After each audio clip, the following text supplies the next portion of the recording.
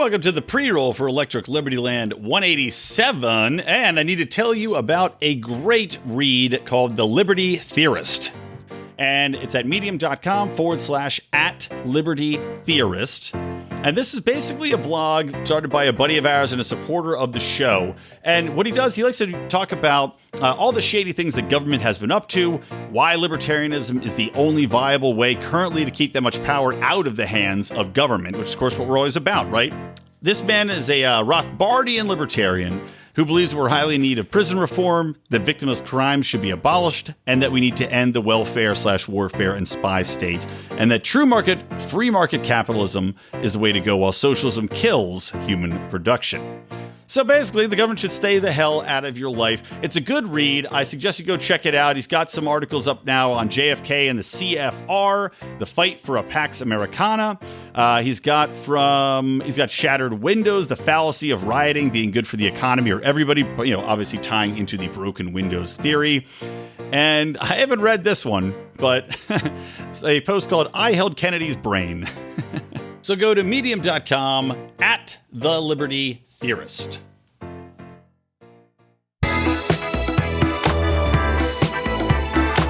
Welcome to Electric Libertyland, here on the Lions of Liberty podcast, your weekly shot of culture, comedy, and liberty with your host, Brian McWilliams.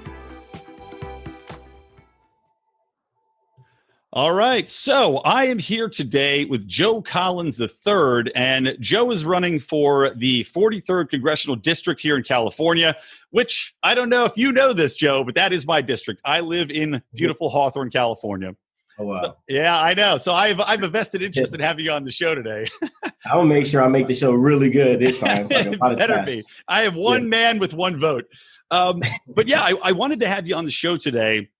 And I want to hear about your background and Kai, and what inspired you to run. But it's kind of funny because I reached out to you specifically. I heard you on Adam Carolla's show, which I thought you did great on that. And he's got a huge platform. I wish I was that big. We're not. But no, we've got a good listener base of libertarians, as you would presume. And I heard you on his show, and I was fascinated by, you're running for GOP, but you also said you dabbled in the green movement. And that's where I had reached out to you. I think where this came to you reaching out to the podcast was from me reaching out and saying, I can't believe you went green before you went to the Libertarian Party, and now you're running GOP. It's a long story behind that. I didn't dabble in the Green Party. I kind of got kicked into it. I was a presidential candidate, and I was in the military for 13 and a half years, and in the military you can't get involved in politics. So I was a presidential candidate, and then when I got out the military, I got a general under honorable condition separation through administrative separation, because they gave me an option to stay in the military and stop politics, or pursue politics and get out the military. And they helped me out significantly, accomplishing my goals, because I was great in the military, and so it was only right. And so my campaign team, they were like, you're never going to get support as a Republican. Mind you, I was a Republican presidential candidate before this whole Green Party crap even started. And I was like, they were like, no, you're not going to get support. You're a Black Republican from the inner cities. They're not going to like you. You're not the type of person that the Republican Party would support. And you got to choose a different party. And I was like, well, I think it's being fake if I choose a party. But they had already went ahead and changed the party platform on the the presidential campaign to Green Party. And so it was 3 weeks, and I was like, well, let me try it out. If they're gonna support, and let me see, but I'm really not feeling it. And I went to one meeting, and the people were cool. They gave you all the granola out of their pockets, all the vegan beef jerky. They didn't give me nothing. They didn't have any anything to give. We met at a restaurant. I had to buy my own food and everything. Oh, wow. But the thing that got me was, I'm like, okay, so you're not pro-military, 13 and a half year veterans. Mm-hmm. You're not, you for socialized health insurance. I like my private care because I was in the military. And I was just like, this isn't going to work. I'm pro-military, and I want private health care. And I just don't think that this relationship is going to be conducive. And then, me, I don't want to I don't want to be controlled. I don't want people telling me what my platform is, because I know what I believe in and I know what's great for my community, because I've been, heavily invested in the community for a very long time. Even before I got out the military, I still would come back and forth from, South Central Los Angeles to San Diego or wherever it was that I was stationed at. So I wasn't a Green Party candidate. Well, I guess I was, but not as people like try to make it seem.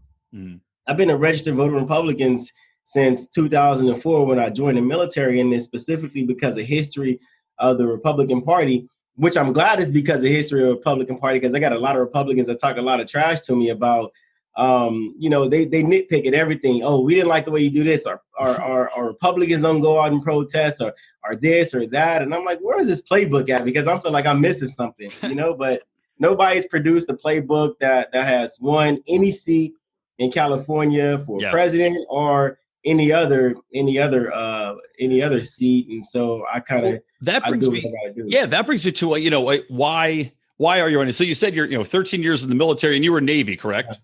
Yeah, Navy. Navy guy. So, and because it's interesting talking about, the military background, and I'll get into these when we get into specific issues later. But, obviously as a libertarian platform, we're not anti-military per se. And, I think I mentioned this when I was tweeting at you or Instagramming you, is that the military, active military members had supported Ron Paul, who got me into the Liberty movement predominantly. Yeah. I mean, they overwhelmingly. So we'll get back to that later. But so, tell me a little bit why you were inspired to run.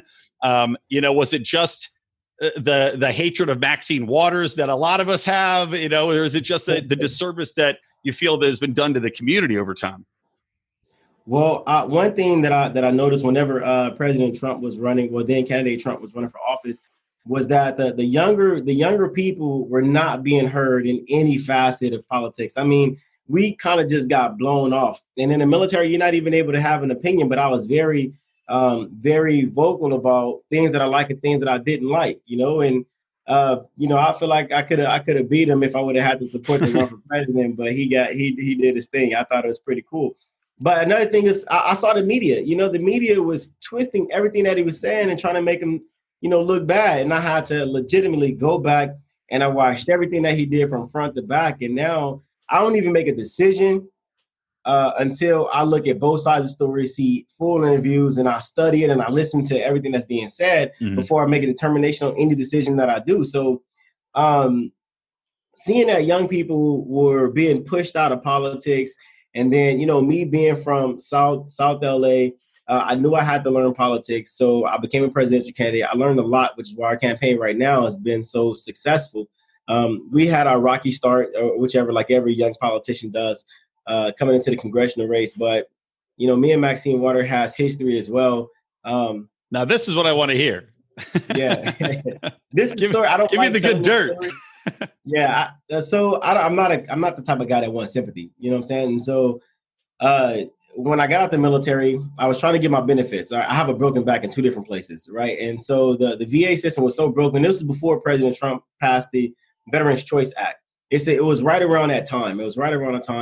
And so I was trying to get the VA process sped up so I can get my disability, I can get into college, and I can get all the benefits that I needed coming out of the military to help me get back acclimated into civilian life. And a sidebar, a lot of people don't understand this. There are tons of homeless people that are veterans. And the reason why is because, for one, they don't know the benefits that they have. And two, they don't know how to get access to the benefits that they have. And so they feel left out. And you got to think, people, it takes 8 weeks to 18 weeks to get you fully acclimated into military life. You have 1 week to get you back into civilian life. Now, people who spent more than 4 years, we don't know anything other than military, because this our whole adult life. My whole adult life, from the time I was 18 years old to 32, has been absolute military. So it's impossible. Right. Yeah. You're regimented and by the time when you're 18, I mean, you're still basically still developing as a person too, to go right into that environment. I mean, it's almost like going different, obviously, but it's almost like coming out of prison where you literally do not know how the real world operates necessarily. Exactly. And you have to, completely react to it. I get exactly where you're coming from. And so these are the struggles that we go through on, on a regular basis. And when we look to leaders like our so-called leaders like Maxine Waters or any other representative to help us out, they are non-existent the same way they're non-existent in Black communities, right?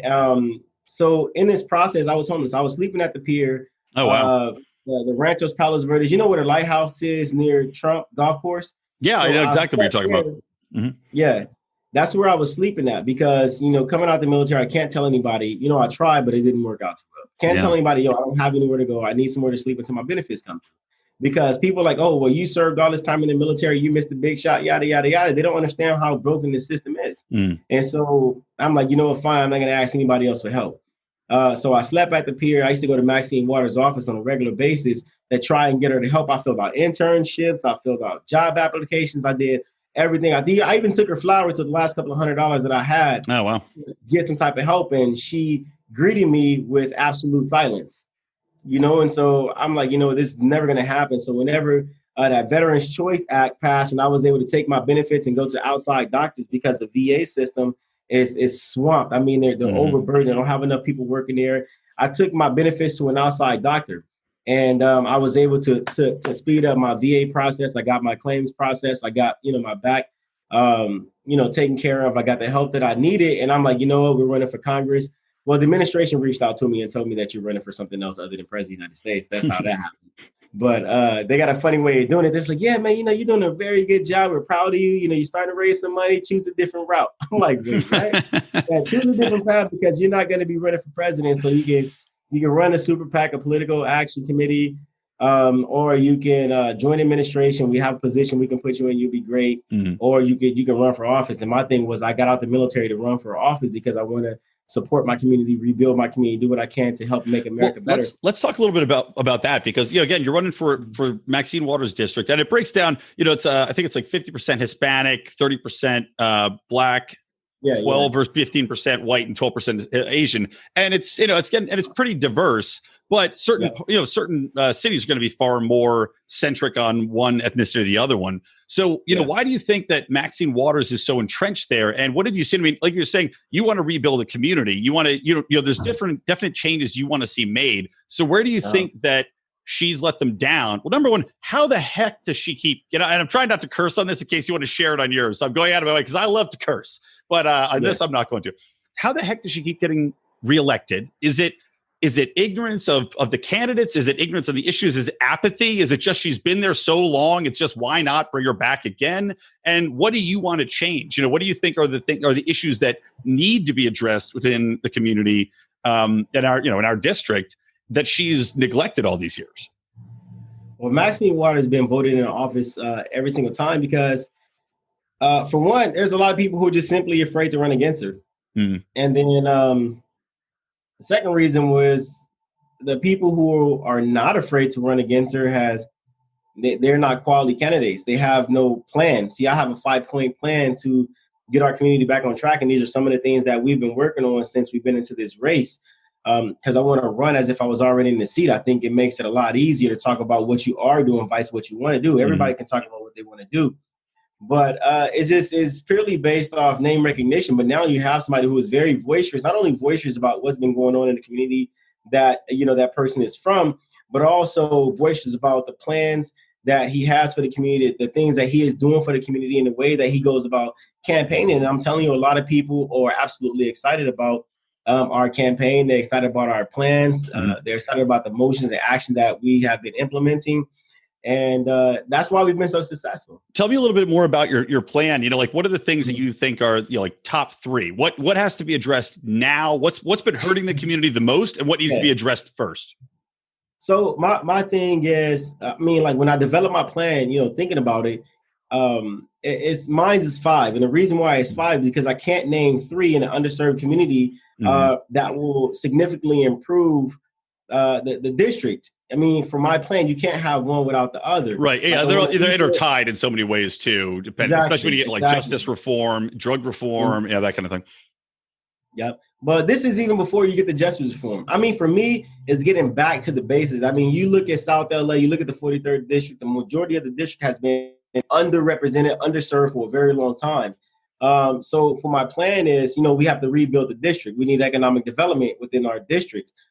That's something that's been lacking for a very long time. Along with that, we need to rebuild the relationship between our law enforcement and our community. That's very important, especially now.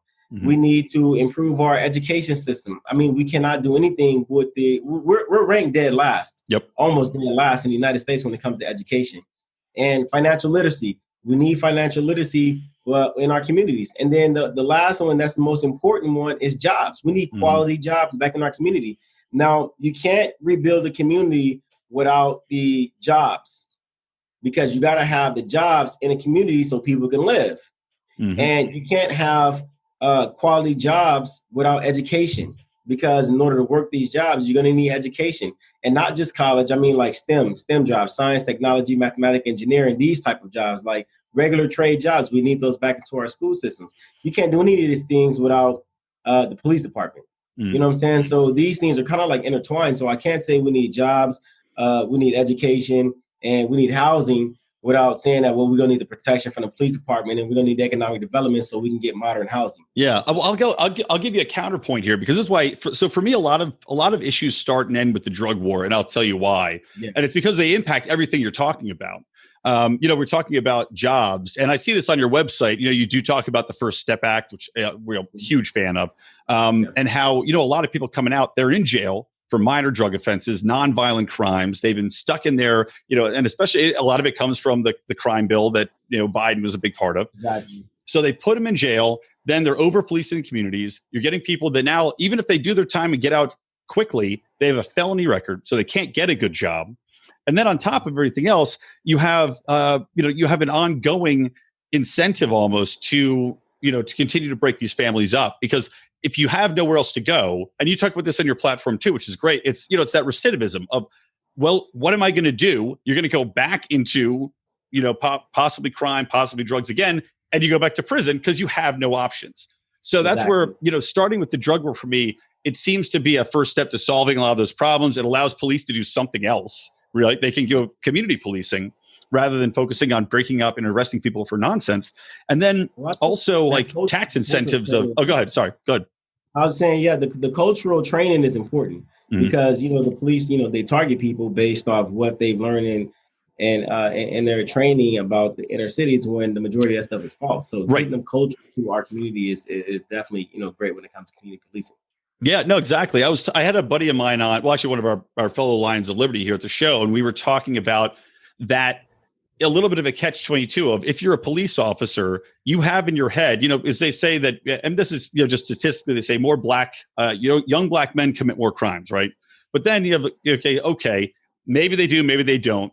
They're being over-policed. You have officers that are going into a scenario now that are in the back of their mind thinking, well, this guy is more likely to have committed a crime. This guy is more likely to have an illegal firearm. So to your point, the outcomes of that scenario are basically set up to fail 9 out of 10 times before anything even happens, because both sides are kind of enticed and predisposed to say, you are the enemy in this situation. Yeah, I absolutely agree.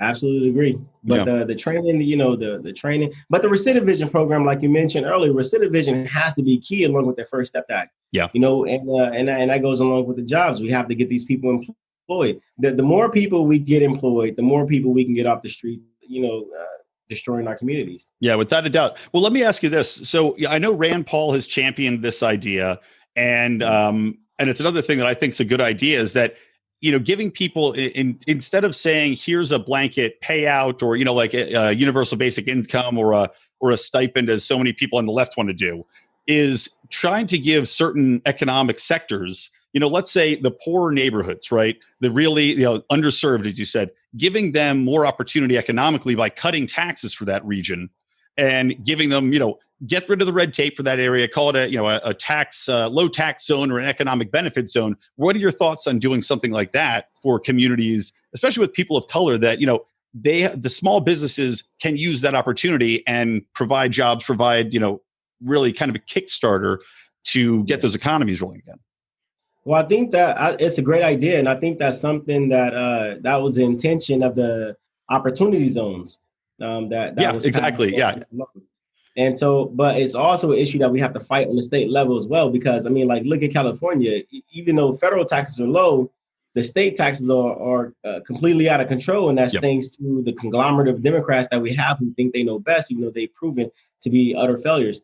But that's something that we'll have to fight on the federal level. I mean, on the state level, which is why, another reason why I'm running for Congress. How come we don't have, Congresswoman Waters, suing the state of California to get them back in line with the federal constitution, or at least showing us a little bit of where our tax money is going. Mm-hmm. I mean, you pay billions and billions of dollars in taxes. We're supposed to have a surplus, but coronavirus hits, and all of a sudden, all the businesses are closed. Yep. Everybody forgot about the homeless population. People can't pay their rent. And then Gavin Newsom takes our tax money and give it to illegal immigration. Yeah, I couldn't believe that either. It's like, here's $100 million to pay for your illegal immigrants' health care. Meanwhile, to your point, there's people sleeping on the streets. There's veterans out that can't get their care. It's absurd. And then they say that, we got hotels for people. If you're on the street, we got hotels from you. Well, right across from City Hall, you have an entire homeless encampment. I say, hey, man, you guys know they got hotels for you? Yeah. I'm like, no, we never heard of it. I'm like, how are you right across the street from City Hall, where the mayor just said we have hotels to these people, and they don't come out and tell you? Of course. Well, it seems like a lot of Democratic policies is they talk about it and then they don't put anything into action. It's just simply talking to it for the broader base that doesn't need those services. That never seems to trickle down to them. So let's talk a little bit about a couple other things I wanted to bring up to you. So in regards to the drug war, where do you stand on that? I mean, obviously, I'm a libertarian. I think that everything should be legalized. I doubt you share that exact same opinion as me, but where do you fall on that? Should we legalize marijuana? Should we start to decriminalize certain substances so that it becomes less of a criminal issue and try to go into more of, programs to treat and help, or something along those lines?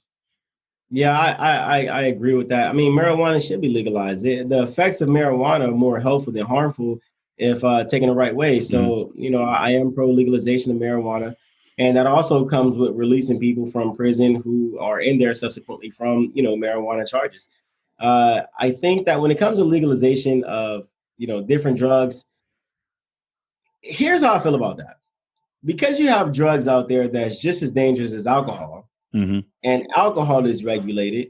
If we legalize drugs, then I think that we should regulate drugs, and you should be able to get drugs from the federal government so we can regulate who are taking the drugs. And we can also, create programs that can wean people from drugs, or programs where we monitor people who, take drugs, a certain amount of drugs for safety reasons. So, I mean, for me, it's like a give and take. I don't want to legalize drugs. And, we all know once the government legalized, then it's not popular anymore. Right. Well, it definitely takes away a lot of that. Yeah, it takes away a lot of that bad boy, I'm going to do these things to get back at mom and dad concept. But like the repercussions, the significant repercussions from the start of the legalization is what I will be worried about. You know what I'm saying? People overdose, and more crime is going up, more people losing their jobs because of this, more people living on the streets, more people mentally exhausted because of the legalization of, the full legalization of these drugs. So, I mean, like, I don't mind legalizing it if there is some way that we can monitor and track how much people get, what's their functionality when they have in drugs. Are we putting these people into treatment? Like, if we have things to, support the same type of drugs that we're talking about. Well, I think that would have to go hand in hand. And obviously for me, I wouldn't want to track usage specifically. For me, I'm against all the oversight and the tracking in general. But I think that, like you said, if you do it in a step process, if you allow people to get the help that they need, even when you may see a little bit of a surge in usage at first, I think a lot of people are going to say, I tried it, I don't like it, or they're not going to, it's like anything. You're not going to go out tomorrow and just become a heroin addict necessarily. And a lot of people that are already on the streets or already are addicts probably would become less attracted to it, or be able to get off of it because they have the help. So it's, to your point, it's a give and take, but I think it's something where the benefits to society, and you look at like places like Portugal who've done it, their heroin overdoses dropped something like 80%. So, when you have that where it's you can monitor the quality, and maybe that's going to be as far as oversight from government standards. If you have a quality standard in the market, it's a lot safer. Yeah, I think so. But I think the biggest issue that we have in America is that we are consumers, and we have a tendency to overindulge in pleasures. So the the mental aspect of that would be devastating to the fabric of the culture of the United States. Once people get addicted, it becomes a mentality, and I don't think that's something that we can control, because if that was the case, then a lot of people who are addicted to these drugs living on the streets, it would be easier to get them off, and it's not. You know what I'm saying? So that's why I had said the oversight for the usage. Yeah, not a bad idea. A lot of people might like it. A lot of people don't. If you don't want to be oversighted for the amount of usage, don't use it. If you want to try it, go for it. See if it works out for your lifestyle. But the ability to become addicted is my biggest concern. Yeah. Well, I mean, it's like anything. And hey, we'll agree. I'll take your answer as halfway to what I want. So it's still progress in the right direction for me. I like it. So then the next thing I want to talk about, so as a military man, what do you think about where America is going right now? Are we overextended? And actually, it's funny because, you were in the Navy. One of the things that always drove me nuts was the Navy's phrase, a global force for good. Because it always just pissed me off, because I'm saying, we're not supposed to be a global force. We're not supposed to be everywhere all the time, and people like yourself, didn't sign up for that. They signed up to protect their country, and then we're shipping people off all over the world. So that's my take on it. What is your feeling on it? Are we overextended? Should we bring troops home like Trump's trying to do more? What do you think? What's your feelings from the inside and people that you've served with? Get the Pinot ready, because it's turd time. Life isn't all reality TV, but it should be. Everyone calls me Odie, like the dog on Garfield. The only difference is I actually talk, and I'm not quite as stupid. Welcome to Bravo and Beer. What you just heard there was the intro, the fabulous intro, to a new podcast from myself, John Odermatt, Odie, and the mysterious Rico, called Bravo and Beer. And basically, where this came from was that we got sucked into watching these horrible reality TV shows by our wives or spouses, or maybe Odie got talked into it by the two of us playing beer pong. But long story short, we figured there's nothing out there for guys like us who are watching these shows and maybe have come to enjoy them a little bit as you get invested in the stories of these psychopaths. But where's the take from just three regular drunk guys? We've got the ladies' take, we've got the fabulous Fantastics take on it. Where's just something for guys that have been suckered into this and now have no escape? So we are your outlet for drunken, hilarious commentary. Check it out. It's available anywhere podcasts are heard. Okay, now back to my interview with Joe Collins.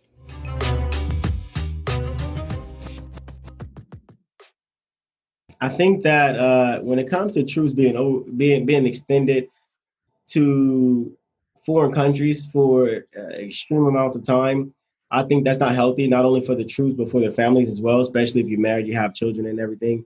And I'm not a fan of keeping, our troops in theater for, 8, 9, 10 months at a time, years at a time. Or 20 years, like in Afghanistan. Yeah, well, they're rotated. It's a rotation, but the rotation time is even long. 3 or 4 months rotating, 3 or 4 months rotating. That way, at least the members can spend time with their families and whatnot if we're going to be in theater. Mm-hmm. But on another note, a lot of wars that we've been in my opinion, have been absolutely pointless. They say that the war is for this when we know the war is for something else. I was never a fan of that. I was never a fan of that. When it comes to our military being a global force for good, or the Navy being a global force for good, unfortunately, as a leader, not only in the United States, but a leader across the world, when you have that much influence, this is the position that you take. We have to understand that there are a lot of countries that cannot protect themselves, which is why they pay the United States. It sounds bad. They pay the United States for partnerships for protection. Right. Yeah. So it doesn't sound great though. Like it's like, again, you're out there, you sign up for the Navy, right? And then you're like, okay, so I signed up to protect my country, and now I'm a mercenary for Sweden. Whoever's paying me. If I would be a little bit resentful of that, especially if I saw somebody that I cared about get killed fighting for somebody that has no interest, is no real threat to the United States, but we've made an allied partnership with over dollars. And that's where it sounds more like a liberal talking point, but I just come at it from a dollars and cents and basic humanistic perspective of. Like I said, I'm not anti-military in any way. As far as I believe a need for a military is definitely something that has to be paramount. But I think about those people that go over for causes they don't believe in and get killed, and then they have to go and their families suffer because of it. I mean, I understand, but at the end of the day, when you join the military, you know exactly what you signed up for. I joined the military during wartime. Yep. And I knew what I was getting myself into. I've done my tour overseas in Iraq. I understand the big picture of the mission. I understand that we have allies that we have to protect that can't protect themselves. And from a leadership standpoint, it's unbecoming to allow our allies to be attacked by someone else when they can't protect themselves. It's like having your little brother get beat up every day by some kids at school, and you not doing anything to protect them. You're going to protect your little brother. Now these other countries, they're our little brothers, they're our little sisters, and so. The mission sounds terrible in some aspect, but at the end of the day, we are the biggest influence in the world, and we have to protect our interests. All right. And again, it's one I figured we wouldn't see eye to eye on, but Yeah. it's good to have it's good to have the dialogue about it. What do you think about what's going on right now? Well, I know your answer to this. I know you're a fan of charter schools. So do you just want to give a quick, what your take on education is? So I know Adam Kroll had asked you about this. I'm a big Thomas Sowell fan. I actually just got sent his new book from the publisher about charter schools. So what's your take on education real quick? And then I want to move on to COVID. I'm a big fan of school choice. I think charter schools are great because they give public schools competition and give them a run for their money. Especially when you talk about public schools that are in inner cities. These are the worst schools possible. And so school choice is definitely beneficial in order to get public schools back on track with better schools in better cities. So if you give the parents the ability to put their children in schools that the parents feel will benefit their children, I think we will have a greater city, greater states. But we don't have that right now, and there are people who want to keep children in poor schools. We have the school unions who have a lot of influence on our schools. Yeah, and so school choice is great. Charter schools are great. Schools are great, period. But overall, with education, we need to overhaul our education system, period. I think that we're still teaching the same education from when Maxine Waters was in high school. Mm-hmm. And Maxine Waters is the prime example of piss poor education because this woman is not smart, and so I couldn't agree more. Right. And so she's representing us when she has the education from back then. We're still teaching our children. I don't want my children to grow up like Maxine Waters. I don't want them to be like her at all. No, definitely not. Definitely not. But yeah, no, exactly right, man. To your point, it's having that ability to go out and, why would you not want more choice? And that's what I understand. The argument against it just literally makes no sense under any scrutiny. And it's clearly just union talking points. They want to keep the power because any parent, if you say, well, you want more choice or less choice, more choice. Why not? I'll give you 1 second. I'm going to pause this. All right. So, obviously we can't escape COVID. I think that's going to be something where you're going to get a lot of questions about it. Presuming the mainstream media will give you the opportunity anyway. Actually, quick tangent. How have your media opportunities been? Are you being ignored? Are you actually getting some interview requests from major news outlets in the area? Yeah. In the area, ABC has been very good. KABC has been good, and CBS has been very good to me. Fox News has been, wonderful. I did Fox and Friends. I did Barney a couple of times. Oh, great. Newsmax. I love Newsmax. I love One American News. Mm-hmm. They're awesome. So, it's going good. I think the biggest thing, we started getting a lot of media attention when they found out that we were I put my office in South Central, in the heart of South Central Los Angeles, heavily Democratic district. As a Republican district. I'm from here, so it makes sense. We're polling at 69% in our community right now. We have over 22,000 people participate in our online surveys, and we raised $3.1 million. And that's another eye opener. So people are like, well, how are you doing this? Are you really doing that great? With the polls? And it's like, yes, we're doing really good. Then the fundraising numbers come out. Well, he got to be doing good. He raised a lot of money. Hey, $5 of that is from me, by the way. I did it $5 when I got your mailer. I said, good, $5 for Joe. I'll give you more after this. I'm inspired. Like I appreciate it. I appreciate that a lot. $5 goes a long way. And I'm gonna tell you what we're doing with your $5 too, because I'm pretty sure everybody will know. We're giving back to the community. We partner with Love Mission to create Joe Collins Love Mission, and now we give free food. We have awesome food, awesome fruits, vegetables, and meats, and we give it away to the community every Saturday. We started 3 weeks ago, and now we're doing it in 3 locations right now. We'll be in Hawthorne in 2 different locations this upcoming week on Friday, and then we're going to be pushing it through almost every community in our district, the Love Meeting, giving away food to our community. I'm not a fan of COVID-19. I think it's dumb. Well, it's like, yeah, I mean, it's going to be something where it's going to be a campaign issue though. And I'll tell you, as far as I'll give you my opinion on it, and then you can, go from there. But for me, it's an illness. I think it's definitely something where if you're at risk, you could get, obviously can get sick and die from it. I do think the reaction has been drastically overblown. And I also think that it's been difficult to get a grasp on what is truth versus, I don't know, quasi science and media coverage that seems to be intentional insofar as just kind of making people panic. So that's my take. So I'm curious to hear what your opinion is. I mean, I agree. I absolutely agree with everything that you just said right there. And even if, we don't have a cure nowhere in sight. So, eventually we're going to have to let our immune systems, control this virus. We're going to have to let our immune systems, get in contact with this virus so we can build those immunities. And for the people who are high risk, it's whatever's going to happen is going to happen. Yeah, I think something that we have to understand is everybody's going to die someday. It's just the matter that you go out in. And unfortunately, for people who are at high risk, you have a higher chance of passing away from the virus than everybody else. But I think it goes back down to, are we taking care of ourselves as we should? Are we eating healthy? Are we continuing to exercise? Are we taking care of our mental state? Because all of these plays a part in our overall health of our bodies.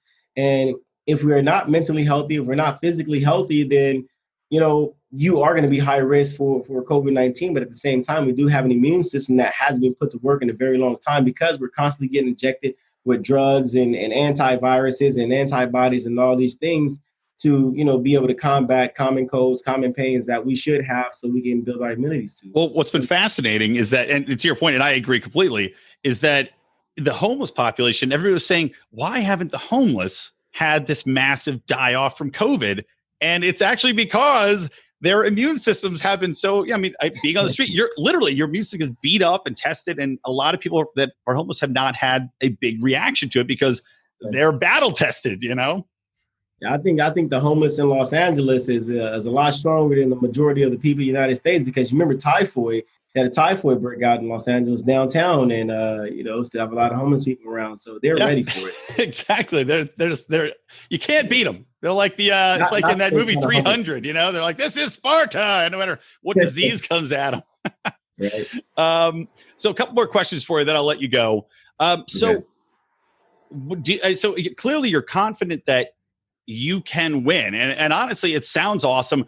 I was going to ask you what the feeling and the interactions on the ground when talking to people that would be your constituents, what has it been? What are people on the ground saying to you? And then as a follow-up to that, I want to know, if you do not win after this conversation, would you consider switching and considering becoming a member of the Libertarian Party? So what the people on the ground are telling me is that they love me. They love what we've been doing for the community. We've been very active since we've been here, running for office. And people also been telling me they hate Maxine Waters. They're sick of her. She hasn't done anything for the community in a very long time.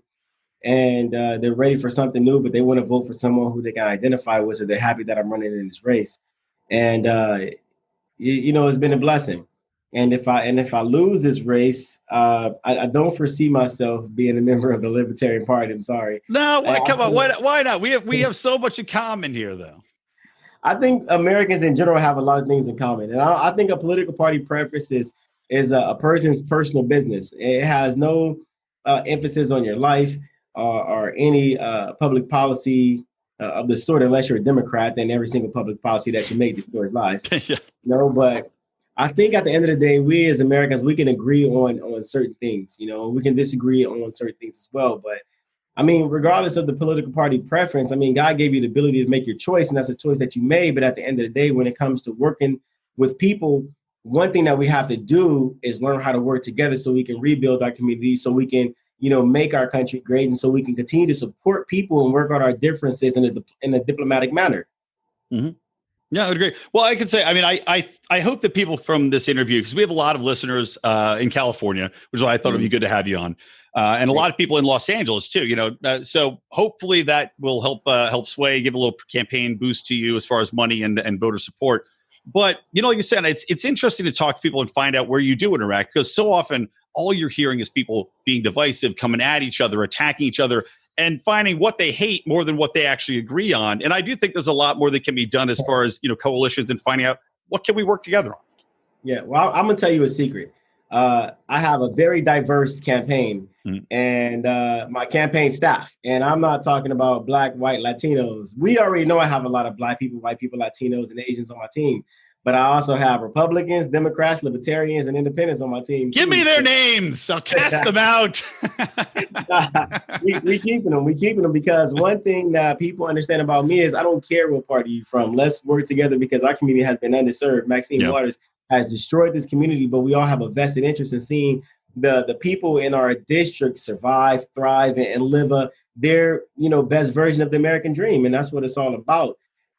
We even had our office grand opening, and everybody from the community, we probably had like 3,000 or 4,000 people, show up, awesome. in 3 or 4 hours that we had in our campaign grand opening. It was just, it was a blessing. It was a really good day. People came. We didn't have any fighting. We had people in their Trump gear. We didn't have anybody with Biden gear because I'm not having that. But we have people in their Trump gear here. We have people who didn't like the President Trump, here as well. But we didn't have any fighting, any arguing. Everybody was here to see the person who they're going to help, rebuild their community. Yeah. Well, let me ask you then, you mentioned Trump and Biden. What's your prediction for the presidential outcome? Who do you think is going to take it away? But you know what? President Trump is going to win. I got a lot of bad things to say about Joe Biden, but, Well, don't censor yourself here. I got plenty to talk about Joe Biden. I can't stand Joe Biden. Joe Biden's a bona fide racist, and he's been a racist for a long time, just like the whole history of the Democratic Party has been racist for a very long time. And I don't even understand why people can continue to assume that because you're Black that you need to be a Democrat. I'm not with it. And Nancy Pelosi said something that was so profound, right? And I don't give Nancy Pelosi a lot of credit, but she's getting credit for this. Nancy Pelosi said that we need to get rid of our country from every single thing that has to do with racism. And I love that statement. Let's get rid of everything in our country that had to do with racism, including the Democratic Party. Let's get rid of them all together. It should be no Democratic Party. Like, the top two parties should be the Libertarian Party and the Republican Party. Damn well right, it should. And then Representative Gomer out of Texas, he outlined the entire racist history of the Democratic Party and how the Democratic Party was created to institute racism in the United States. And at the end of his speech, he said, so while we're getting rid of things racism, I think that we need to ban the Democratic Party as well from the United States. Right. I think he called for a complete renaming of the Democratic Party based on that, right? They have to give up that entire name. Yeah, absolutely. Get rid of them completely. Right. Last question, most important question of this entire interview. Okay. You might have seen that they've released documents about UFOs and finding objects in space. Joe Collins, 43rd California, future congressman. Are UFOs real? You were in the military. What do you know? Do you think they're real? Is it going to hit us before the election? What's going on? I don't know why you put me on the spot like this. Yeah, this is what makes it. This makes good interviews, man. This is going to bring people around. Nothing else. This is what's going to get you their vote. Okay, I'm going to tell you this. I'm going to be 100% honest, all right, when I say this. There are certain things that I cannot talk about. But there are certain things that I've seen that would, justify the releasing of the documents when it comes to, UFOs being real or not, and I'm gonna tell you, they've been around for a very long time. Oh man. Oh, juicy. This is juicy. Yeah. All right. Well, this has been a lot of fun. Joe, thank you so much. Please tell people everywhere they can support you, where they can donate to you, all that good stuff. Follow you on social media. Yeah, my website is joecollinsforcongress.com. We have a very, very, very good website. We have all the information on there. If you want to donate, please donate. We're giving it back to the community. So, if you donate money, guess what? You're going to get it back if you come to my food drives. And you can find me on Instagram and Facebook at Collins for Congress 43. And you can find me on Twitter at Joe Collins 43rd. There you go. And I will post all of those links on the show notes page for Lions of Liberty, which is lionsofliberty.com/ELL187. Okay. So, Joe, thank you very much. I appreciate you. Good luck. And I hope to talk to you again after you've been elected and give you a hearty congratulations. You got my email address. Hit me up anytime. I shall, sir. All right. Thanks very much. Talk soon. Hey, thank you. Well, guys, I tried. I really tried to win him over during that, but you never know. Things change, people change. I had fun talking to Joe. I think he would be a good dude to sit down with. And as I said, as he gets hopefully into office, as things evolve, and he sees the realities of some of the situations and tries to adjust this, we might find that we, again, have more in common than we do differences. And I appreciate him coming on the show because, as you guys know, it's not everybody that says, hey, you know what, I should go on a libertarian podcast. I should get out there because, especially we're talking about Democratic opposition, I'm sure anything and everything they can use against him will be used against him. So just being on a libertarian podcast will probably be used against him.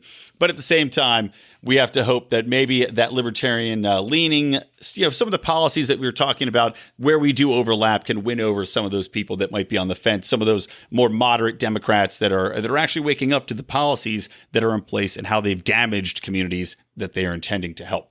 All right.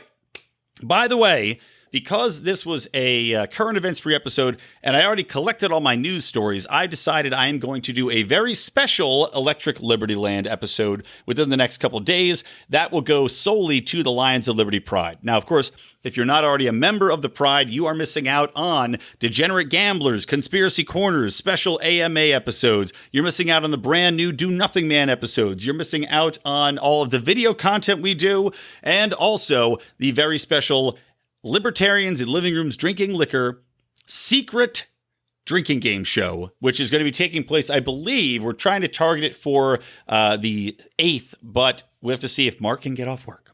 But anyway, I'm going to do a special ELL just for our Pride members. So go ahead, join up for as little as $5 a month and help us out, help us spread liberty and grow the show. Patreon.com/Lions of Liberty. All right, that's going to do it, guys. So from me, Brian McWilliams, from the other Lions of Liberty, Mark Claire and John Odermatt, and from Electric Libertyland, always stay plugged into liberty.